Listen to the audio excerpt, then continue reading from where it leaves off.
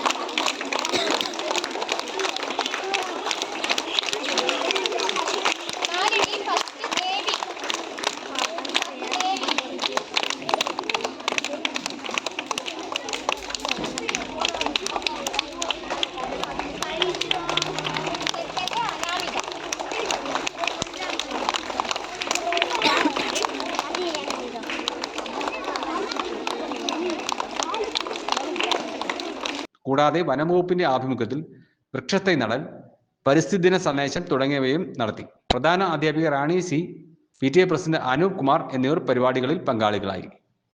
News desk, Marayoor vision.